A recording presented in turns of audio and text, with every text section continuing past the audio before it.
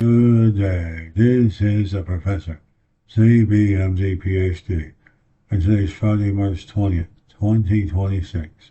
It's the first day of spring. It is 1:32 and 7 seconds, p.m. Eastern Standard Time. And today's research, electromagnetic spectrum. So let's hop to it here. Some 85% of what man learns comes to him through his vision in response to the medium of light. Yet, ironically, it wasn't until the end of the 17th century that he first began to get an inkling of what light really is. It took the great scientific genius Isaac Newton to show that so-called white light is really a combination of all the colors of the rainbow. A few years later, the Dutch astronomer Christian Huygens introduced the idea that light is a wave, motion, a concept finally validated in 1803 when the British physician Thomas Young ingeniously demonstrated interference effects in waves. Thus, it was finally realized that the only difference between the various colors of light was one of wavelength, for light was indeed found to be a wave phenomenon, no different, in principle, from the water waves you have seen 1,000 times. If you stared at the seashore, you could easily count the number of waves that approach the shore in a minute.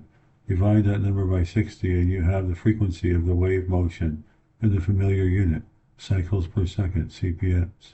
You would have to count pretty quickly to do this for light. However, light waves vibrate or oscillate at the rate of some 400 million times a second. That is the vibration rate of waves of red light. Violet results from vibrations that are just about twice that fast. With frequencies of this magnitude, discussion and handling of data and dimensions are cumbersome and rather awkward. Fortunately, there is another approach. Let's look again at our ocean waves. We see that there is a regularity about them before they begin to break on the shore. The distance from one crest to the next is significant. It is called the wavelength. Water waves are measured in feet, and in comparable units, light waves are recorded in 10 millionths of an inch, again a very cumbersome number. Scientists therefore use a metric system and have standardized a unit called the angstrom, which is equal to the 100 million part of a centimeter 10 to the power of 8 centimeters. The visible light spectrum ranges between approximately 4,000 and 7,000 angstroms, violet 4,000 to 4,300, blue 4,300 to 5,000, green 5,000 to 5,600, yellow 5,600 to 5,800, orange 5,800 to 6,100, red 6,100 to 7,000. At roughly the same time that the wavelength of light was being determined, the German-British astronomer William Herschel performed an interesting experiment. He held a thermometer and turned on the various colors of light that had been spread out by an optical prism. As he moved the thermometer from the violet to the red, the temperature reading rose, and it continued to rise as he moved the instrument beyond the red area, where no prismatic light could be seen. The Herschel discovered infrared rays, a kind of heat we get from the sun, adjoining the visible red light, and at the same time found that they were merely a continuation of the visible spectrum. Shortly thereafter, ultraviolet rays were found on the other end of the visible light band. One of the most fascinating movements in science has been the constant expansion since then of both ends of the radiating wave spectrum. The result has come to be called the electromagnetic spectrum, which encompasses a wide variety of apparently different kinds of radiation. Above the visible band, the higher frequencies, we find ultraviolet light, X-rays, gamma rays, and some cosmic rays. Below it are infrared radiation, microwaves, and radio waves. Only a small proportion of the total spectrum is occupied by the visible band. Another point of interest is the inverse relationship between wavelength and frequency. As one goes up, the other goes down. One of the first of the newly discovered electromagnetic radiations to be put to work was the radio wave, which is characterized by a long wavelength and low frequency.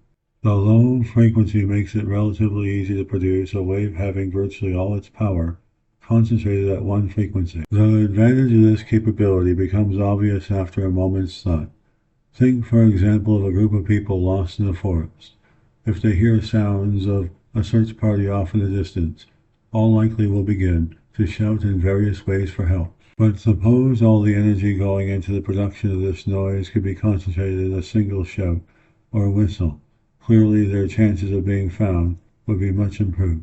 It was on Christmas Eve 1906 that music and speech came out of a radio receiver for the first time. Today the sight of someone walking, riding, or studying with an earpiece plugged into a transistor radio is common. But the early radio enthusiasts had to wear earphones because it takes considerable power to activate a loudspeaker, and the received signal was quite weak. Some means of increasing or amplifying the signal was needed if the process was to advance beyond this primitive stage. The use of vacuum tube or electronic tube amplifiers is so widespread that it is unnecessary to explain their operations here in any detail. It is important that the principle of amplification be understood. However, the input or information wave causes a grid to act as a sort of faucet.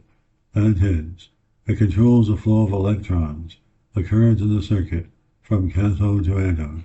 A weak signal can therefore cause a similar, but much stronger, signal to appear in the circuit.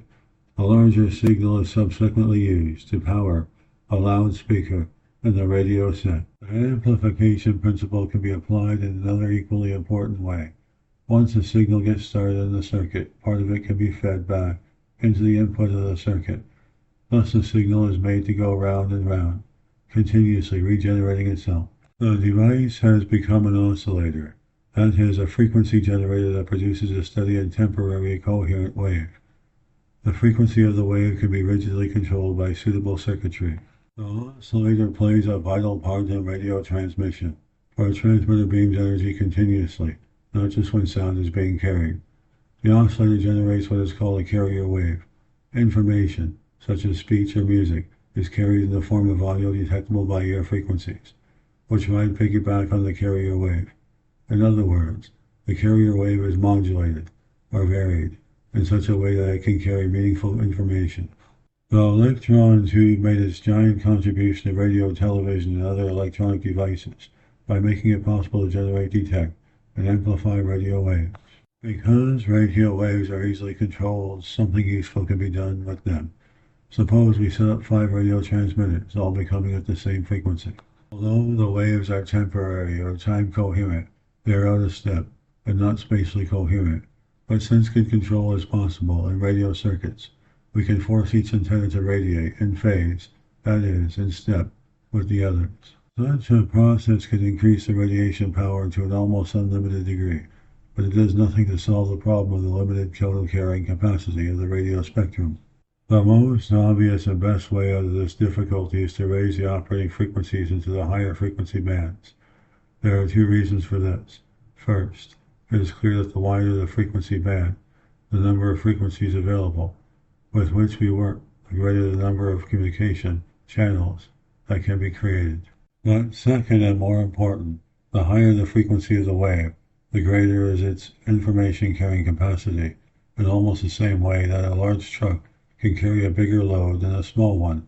The greater number of cycles per second and the higher frequency wave permits it to carry more information than a low-frequency wave. However, high frequencies must be generated in different ways than low-frequency waves are. They require special equipment to handle them. Radio waves are transmitted by causing masses of free electrons to oscillate or swing back and forth in the transmitting antenna. Anytime electrons are made to change their speed or direction, they radiate electromagnetic energy.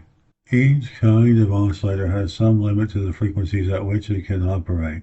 The 3-element electron tube has been successfully developed to oscillate at frequencies up to, but not including, the vibration rate of the microwave region. Here, ordinary tubes have trouble for the unexpected reason that free electrons are just too slow, and their reactions to oscillate as rapidly as required in microwave transmission. To overcome this obstacle, 2 new types of electron tubes were developed.